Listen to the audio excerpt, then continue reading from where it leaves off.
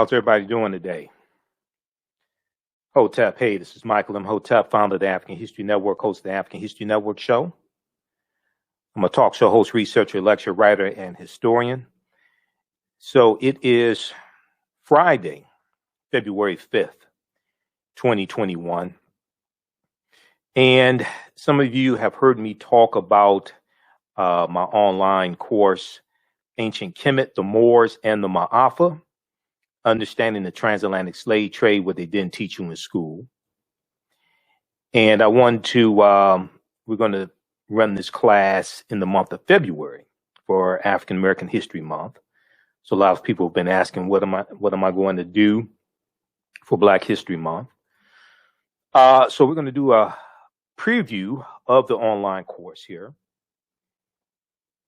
And it is going to start up Tuesday, February 9th, 8 p.m. Eastern Standard Time. It's going to run 8 consecutive Tuesdays, okay, in 8 consecutive Tuesdays in the month of February, February and March.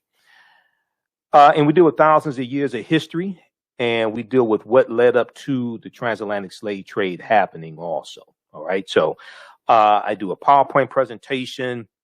We have video clips, articles, book references, and we deal with thousands of years of history, and we deal with what led up to the transatlantic slave trade taking place. All right. When we deal with the transatlantic slave trade, we can't start talking about it in 1441 when the Portuguese go into Mauritania. We can't start talking about it in 1619, even though a lot of people talk about August 20th, 1619 in Virginia. We can't start talking about it there. We can't start talking about the history with us shackled in chains. We have to deal with thousands of years of history leading up to the transatlantic slave trade taking place, okay? And we have the information at our website, AfricanHistoryNetwork.com, AfricanHistoryNetwork.com. So it's right on the home page, and just click on register. And as soon as you register for the online course, you can start watching bonus content. It has the class when I ran it back in 2019. You can start watching all of that content there. All right. And I'll automatically enroll you into the new course. All right. So, one of the things that we deal with is the fact that African people are the original people of North, Central, and South America. And I reference Dr. David Imhotep, who wrote the book, The First Americans Were Africans, Documented Evidence. Okay, you've seen me interview him a number of times, Dr. David Imhotep. And this book deals with 713 footnotes and thoroughly documents the African presence in this country going back at least 51,700 years ago. All right. So usually when I start presentations and things like this, one of the things I say is, I may say some things that are outside the circumference of your own awareness. Just because you never heard them before, disagree with them, or don't like them does not mean that they are not true. Just means you have to do some research to understand what I'm talking about. All right. We're going to post the information here for the online course. So it's regularly $130. It's on sale $80. You can watch from around the world, and you can watch over and over again. We do the class live, and we do a live chat in the class as well. You can ask questions, and then all the sessions are recorded, so you can go back and watch it over and over again. So there was a study from the Southern Poverty Law Center, and I deal with this in some of my lectures. There was a study from the Southern Poverty Law Center a few years ago, and it dealt with what kids are learning about slavery. A new report finds that the topic is mistaught and often sentimentalized, and students are alarmingly misinformed as a result. Okay. And this ties into understanding the fight for reparations and a debt owed, because most Americans don't think a debt is owed when it comes to reparations because they've been miseducated about the history of this country. A new report released by the Southern Poverty Law Center's Teaching Tolerance Project points to the widespread failure to accurately teach the hard and nuanced history of American slavery and enslaved people. Collectively, the report finds that slavery is mistaught, mischaracterized, sanitized, and sentimentalized, leaving students poorly educated and contemporary issues of race and racism misunderstood.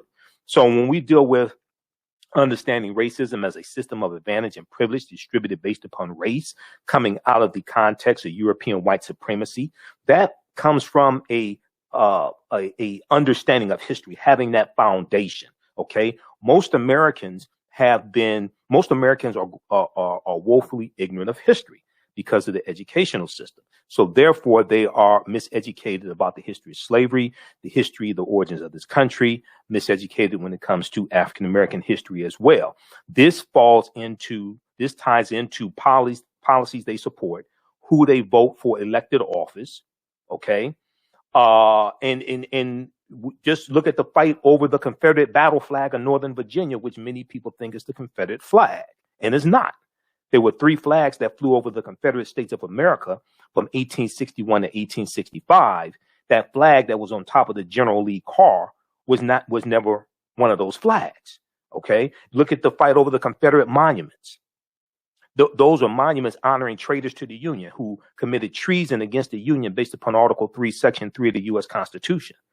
But because so many people are ignorant of history, and you have this whole movement called the Lost Cause, and the Lost Cause was dealing with rewriting the history of the Civil War and what the Civil War was about.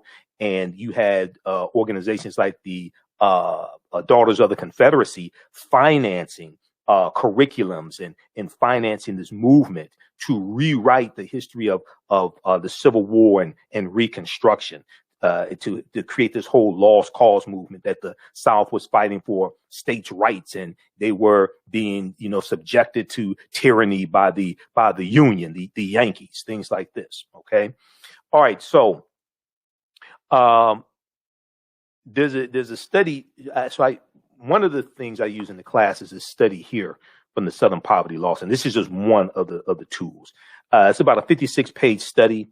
Thoroughly documents how the history of slavery has been incorrectly taught in the American schools, and it makes recommendations on how to better teach the history of slavery as well. That's just one of the sources that I use. Okay, let's continue here. So in what it describes as the first analysis of its kind, Teaching Tolerance conducted online surveys of 1,000 American high school seniors and more than 1,700 social studies teachers across the country. The group also reviewed 10 commonly used U.S. history books and examined 15 sets of state standards to assess what students know, what educators teach, what publishers include in textbooks, and what standards require vis-a-vis slavery. Among 12th graders, okay, so they did a survey of 1,000 12th graders, okay, 1,000 seniors across the country. They found that only 8% of 12th graders surveyed,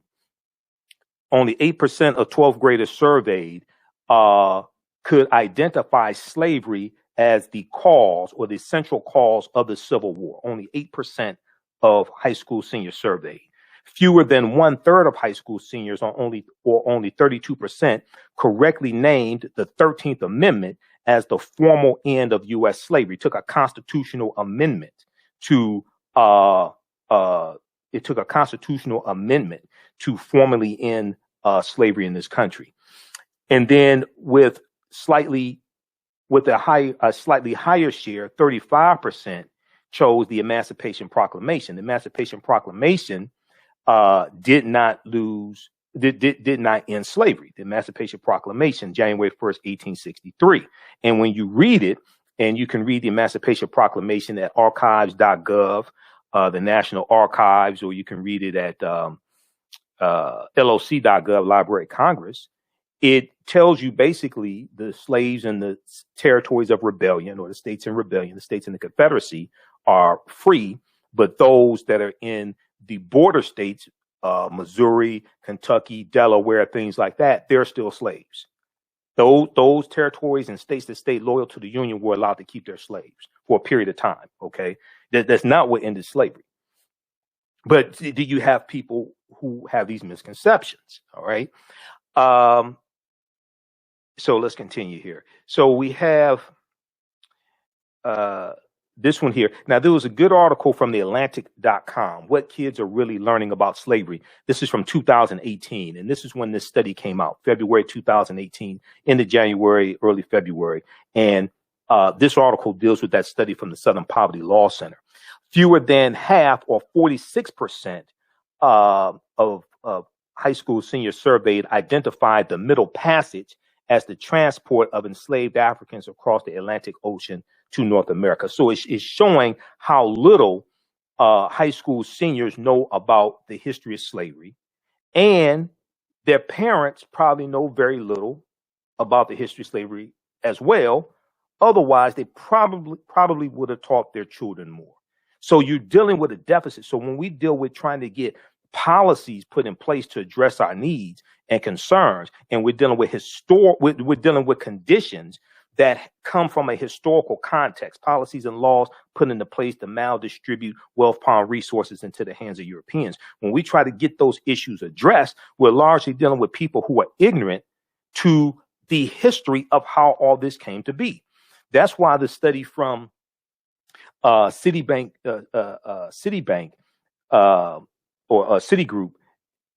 in September of 2020 that dealt with how the U.S. has lost $16 trillion in 20 years because of racism.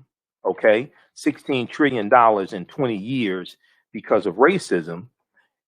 That's why it's so important, because it ties into, it's looking from the year 2000 to 2020, but it's tying into redlining, racism, discrimination, different things like this that have a historical foundation. Okay.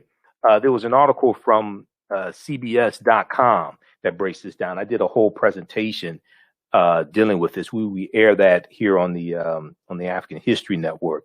I'm going to flip over to this article here.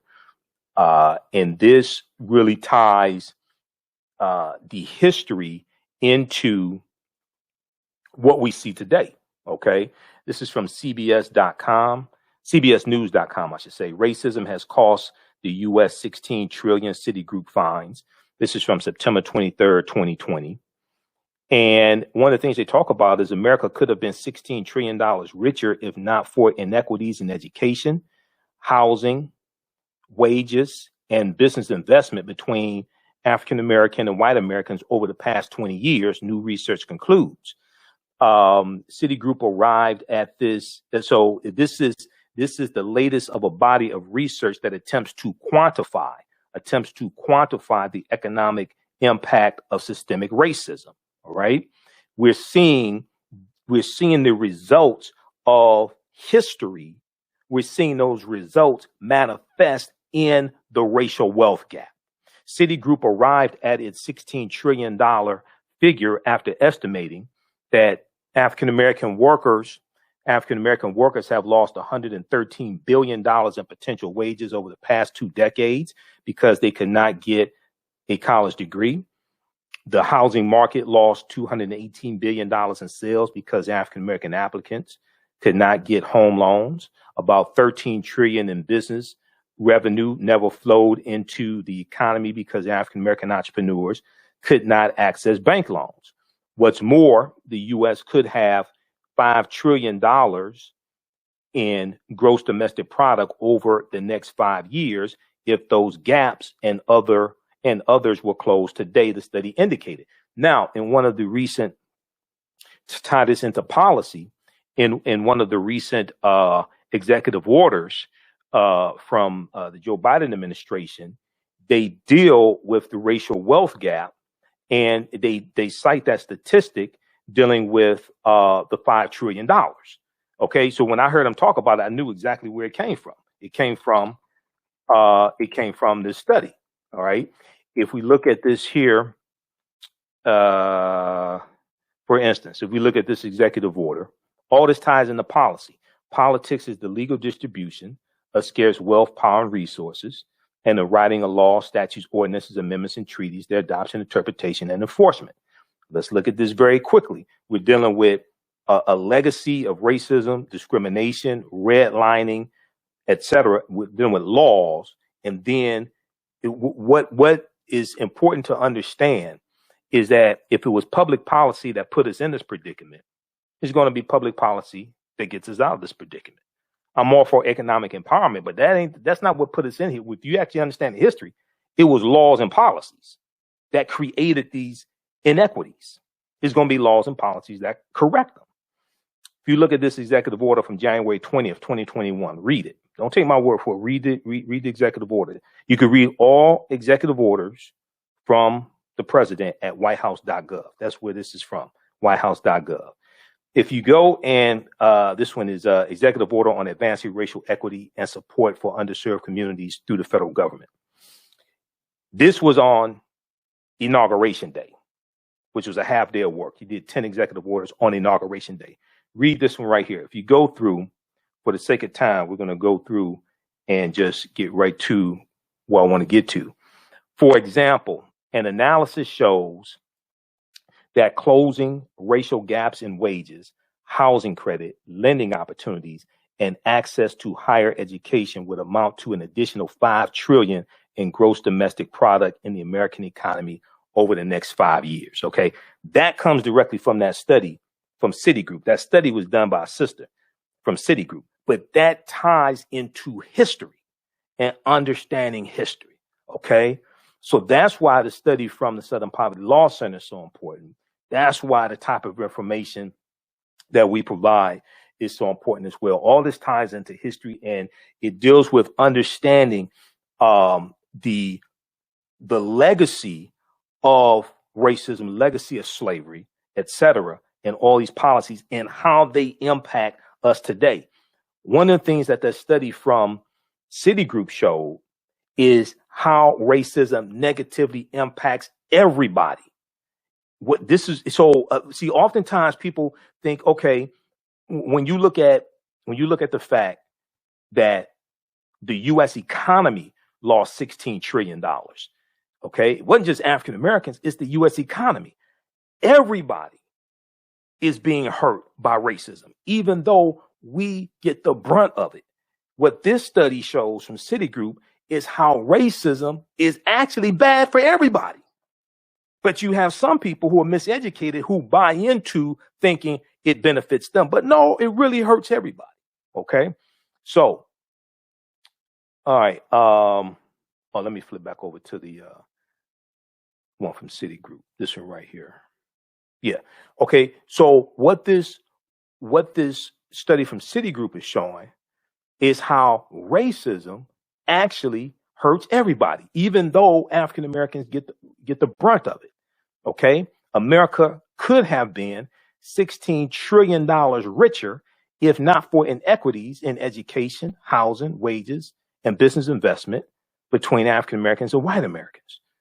Okay, and then it shows how the U.S. economy could grow by $5 trillion over the next 5 years if you correct these inequities. How this benefits everybody. But when you have people who are ignorant of history, they don't understand this. All right, let's continue. So I want to go back to the, and the last time I taught this class in 2019, this study didn't exist. So there's new information that's come out even since the last time I taught this online course. All right, how's everybody doing? So we're just doing a preview of the online course that I teach. And we're kicking it off in African American History Month. It's going to start Tuesday, February 9th. It's going to be 8 p.m. to 10 p.m. Eastern Standard Time. Okay, 8 p.m. Eastern Standard Time. 8 consecutive weeks. It's called Ancient Kemet, the Moors, and the Maafa. Understanding the transatlantic slave trade, what they didn't teach you in school. Ancient Kemet, the Moors, and the Maafa. Understanding the transatlantic slave trade, what they didn't teach you in school. And this is a 8-week online course that I teach. We deal with thousands of years of history, and we deal with what led up to the transatlantic slave trade happening as well. Okay. All right. So very quickly here, if we so as soon as you register, so the class is regularly $130. It's on sale $80. You can watch from around the world. As soon as you register, you can watch bonus content from 2019 when when I did this class in 2019. Okay. And then I'll enroll you into the class starting up Tuesday, February 9th. All right. So I want to show you a couple of things here. If we look at, let's see here. Let's go to, I'm going to do a brief overview of some of the things we cover in the class. So we deal with ancient Kemet, ancient Egypt, and we deal with the 800-year occupation of Europe by the Africans known as the Moors. We do what was the transatlantic slave trade? What were some of the events that led up to the transatlantic slave trade starting? What role did Christopher Columbus play? Because Columbus is central to the transatlantic slave trade spreading. It didn't start with Columbus, but Columbus and his 4 voyages starting August 3rd, 1492. Columbus helps to spread slavery and conquer new lands. And this gives new lands for Spain to grow crops, set up sugarcane plantations. And then you're going to have fights between these European nations over a lot of these new lands that are being conquered and stolen. When did Africans first come to the U.S. as slaves? Because we were here going back tens of thousands of years. So I'm going to show you some information dealing with that. Did Africans sell themselves into slavery? We deal with that complicated history. Were African people in America before the slave trade? Yes, we were. We were in this land before Native Americans even came into the existence. Now, this is not a slight against Native Americans, but no, it's true. We were. The 800-year occupation of Europe by the Africans known as the Moors, because to understand the transatlantic slave trade, you got to understand the 800-year occupation of Europe by the Africans known as the Moors and what the Moors took into Europe, the technology, the mathematics, the science, the medicine, and they're taking teachings coming from ancient Kemet, ancient Egypt into Europe. And this is going to bring Europe out of the dark ages. And then we're going to see all this lead to the transatlantic slave trade happening. And one of the things that's happening in Europe with the African Moors is that the Moors are intermixing into the European population. The Moors are intermixing into the European population. They're having sex with Europeans, and it's producing what we would call today biracial people. It's producing darker complexion people, and we're going to see the Moors changing the complexion of Europeans to various extents in different European countries, especially Spain and Portugal, because that's right above Morocco, Spain and Portugal. And they're going through Morocco largely into Spain and Portugal. We're going to see it in England and Austria. When you look at England, you look at someone like Queen Charlotte Sophia, okay, who was the wife of King George III. King George III is the king that the 13 colonies are revolting against during the American Revolutionary War of 1775 to 1783. Queen Charlotte Sophia was of African Moorish ancestry on her mother's side of the family. Okay, so you're going to see this. You're going to see this in Austria and Germany, things like this. All right, so let's see here. We deal with shocking archaeological discoveries that are causing experts to rethink everything. Because when these archaeological discoveries happen, and there have been a number that have happened since like 2017, the scientists and archaeologists, they say they have to rethink everything. They have to push timelines back. I talk about how they have to back that thing up. Remember the song about Juvenile, back that thing up, all right? They keep having to back the timelines up when new discoveries come out. Insurance companies, we talk about insurance companies that took out policies on slave ships and enslaved Africans on the plantations, Freemasonry, America and the founding fathers, origins of the term America, Africa, etc. We deal with all this in the online course and a lot more, because it's 8 weeks, 8 consecutive weeks. Let me show you something quickly here. Let's look at information. Okay, so Dr. David Imhotep wrote the book, The First Americans Were Africans, Documented Evidence. It's out of print right now. His new book should be out very soon. I have to call him again. I interviewed him October 12th, and I need to see what's going on with his book. But his book deals with 713 footnotes, and it deals with evidence from 13 different disciplines showing an African presence in the territory we call South Carolina, going back at least 51,700 years ago. They found artifacts at this campsite. Dr. Albert Goodyear, who's an archaeologist at the University of South Carolina. In 2004, he made this discovery. They found artifacts, architecture, campsites, carvings, Egyptian writings, footprints in lava, genetic M174D haploid groups dealing with DNA and genetics, linguistics, paintings, skulls, skeletons, structures, and tools. 13 different types of disciplines fairly documenting an African presence in this country going back at least 51,700 years ago. These were the Khoisan, who come from Southern Africa. And they're the ancestors to the Ainu and the Twa. They go all around the world, and they were in this land, the short-statured people. Okay, the Khoisan. So this is Dr. Albert Goodyear. This is an article from ScienceDaily.com from November 18th, 2004, called New Evidence Puts Man in North America 50,000 Years Ago. And this is a summary of the article from ScienceDaily.com. This is their summary. And it says radiocarbon tests of carbonized plant remains, where artifacts were unearthed last May along the Savannah River in Allendale County by University of North Carolina archaeologist Dr. Albert Goodyear, indicate that the sediments containing these artifacts are at least 50,000 years old, meaning that humans inhabited North America long before the last ice age. Now, this is before Native Americans came into existence. Okay, this is before Native Americans came into existence. These were the Khoisan. All right.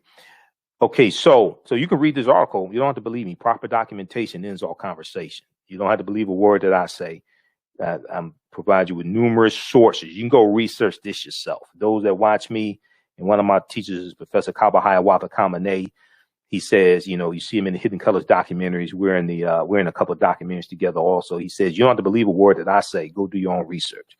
Now, I provide you with the evidence. Proper documentation ends all conversation.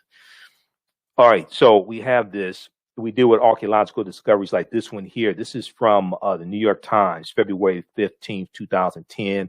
It talks about this is the name of the article, on Crete, new evidence of very ancient mariners. And it deals with how on the Greek island of Crete, over the course of 2 summers, archaeologists found stone tools that date back at least 130,000 years ago. Okay. But Crete has been an island for more than 5 million years, which means they had to sail there. But when you read this full article and read this information on this, it says that they thought the scientists and archaeologists, previous artifact discoveries had shown people reaching Cyprus, a few other Greek islands, and possibly Sardinia no earlier than 10,000 or 12,000 years ago. Okay, but this discovery, they have to push that back tens of thousands of years ago. They have to rethink everything. They have to back that thing up. Okay. They say that 130,000 years old, which is considered strong evidence for the earliest known seafaring in the Mediterranean, and calls for rethinking the maritime capabilities of pre-human cultures. Okay. But this wasn't pre-human. These were still Homo sapiens sapiens. You're talking about 130,000 years ago. When you go, there's a discovery in Morocco from about 2017 where they found fossils of modern man. Okay, and these were Homo sapiens, but it was modern man. They found these, and they date back between 300,000 and 350,000 years ago. There was a big discovery in Morocco about June of 2017. Okay. Every other month, these discoveries are coming out. When you look at National Geographic, you look at like National Geographic website and other websites, even Washington Post, New York Times, like in their science sections, they have these they write about these discoveries that are taking place all the time. Okay, so we deal with all different types of things like this in the class, and we do a timeline to give you a better understanding of what leads to the transatlantic slave trade happening. We deal with the Moors, and let me pull this up. We deal with the Moors, and January 2nd, 1492, when they lose control of the last stronghold in Granada. We deal with understanding what's known as Egypt of the West, and how the Nile Valley region of Africa, ancient Kemet, especially ancient Kemet, ancient Egypt, but the whole Nile Valley, how that influences this country. Okay, and you look at this, you look at the Tekken. Okay, the Washington Monument is a Tekken. We look at the origins of Freemasonry, things like this. All this deals with history. We do a chronology of history, bringing you up to the transatlantic slave trade and deal with it. So we can't start studying our history with the transatlantic slave trade. We have to understand Freemasonry is based upon the teachings that the Moors took into Europe. Okay, so like one of the sources that I use is from Tony Browder. Tony Browder is a friend of mine, brilliant historian and archaeologist. Egypt on the Potomac, pages 18 and 32. The word Mason is derived from the Latin words mass and sun. Mason means child of light and expresses the desire to pursue light, which is a metaphor for the sun, which symbolizes knowledge. The term child of light, or sons and daughters of light, was first used to identify students who had completed 42 years of study in the temples of ancient Kemet. Many Masonic temples were modeled after the temples of Kemet, places where light or knowledge was imparted in a series of steps or degrees. So when you go to college or university and you get your credentials in the form of degrees, this is where this comes from. This is where this comes from. You read Stolen Legacy by George G.M. James. He deals with this type of information in Stolen Legacy as well. All right. So if we look at very quickly here, Freemasonry. Did you know that 50 of the 56 signers of the Declaration of Independence and 13 signers of the U.S. Constitution were Freemasons? Did you know that four of the first 5 U.S. presidents were Freemasons, and there have been 14 Freemasons who have been U.S. president? If you check out page 18 of Egypt on the Potomac by Tony Browder, in his book, Egypt on the Potomac, deals with how the layout of Washington, D.C. is basically a copy of ancient Egypt. And he deals with Benjamin Banneker and all this. We did the surveying for the layout of Washington, D.C. And I have Egypt on the Potomac somewhere around here, because we have Nile Valley Contributions of Civilization right here. These 2 books right here are excellent. So I use these in the class from Tony Browder, Egypt on the Potomac and Nile Valley Contributions of Civilization. Now, you don't have to buy any of the books to follow along in the class. If you want to, that's fine, but you don't have to buy any to follow along in the class. Okay. All right. So these are some of the things that we deal with. We deal with Asar, Aset, and Heru, the first Holy Trinity, who the Greeks called Osiris, Isis, and Horus. We deal with all this. This history and the Immaculate Conception, Heru born of a virgin birth on December 25th to Aset, Isis. Some of this may go outside the circumference of some people's awareness, but this deals with mythology. This ties into culture and history. This is going back thousands of years ago. But you can see that, okay, we ain't going to get deep into this, but these are just some of the things we deal with. We deal with this history, and we deal with what leads up to the transatlantic slave trade happening. All right. Lastly, we'll look at, let's see here. So that's an overview of some of the things we deal with in the class. We have to deal with Christopher Columbus. All right. And where Columbus went on his 4 voyages. When you study where Columbus went on his 4 voyages, and if you go to history.com, the official website of the History Channel, it shows you where he went on his 4 voyages. Columbus never came to the land that we call the United States of America. He never came to the land we call the United States of America. The closest he came here is Cuba, which is 90 miles away. This is where he went on his 4 voyages. Okay. So these are all some of the things that we deal with in the class. It starts up Tuesday, February 9th, 8 p.m. Eastern Standard Time. Ancient Kemet, the Moors, and the Maafa, understanding the transatlantic slave trade, what they didn't teach you in school. So if you go to our website, we're going to post a link here, but also you can go to our website, AfricanHistoryNetwork.com, AfricanHistoryNetwork.com, You can go to the website, and right on the home page is the we have the information right on the home page. And let me bring this up here. I'll show it to you. And we have the information for the online course right on the home page, and just click on the link. And here we go. So right at our website, AfricanHistoryNetwork.com, just scroll down. You'll see information about our radio show, the African History Network show. Scroll down here, and it's taking, and just click on register here. Okay. It's going to be Tuesday, February 9th, 8 p.m. Eastern Standard Time. And then click right here, enroll. It's on sale $80, regularly $130. And as soon as you enroll, you can start watching the content from the class I did in 2019. All right. All that content is archived, those classes. And then I'll automatically enroll you in the new class starting on February 8th, 2021. February 9th, 2021, Tuesday, February 9th, 2021. 8 p.m. to 10 p.m. Eastern Standard Time, and it's going to be 8 consecutive Tuesdays. All right. If you want to pay through now, if you have any questions, email us at ahnshow@AfricanHistoryNetwork.com, ahnshow@AfricanHistoryNetwork.com. When you go to the website, it has you pay through your debit card, credit card, or what have you, through PayPal. If you want to pay through Cash App, email us, and we can set that up also. If you want to pay through Cash App, and here's the link also to the online course as well. Okay.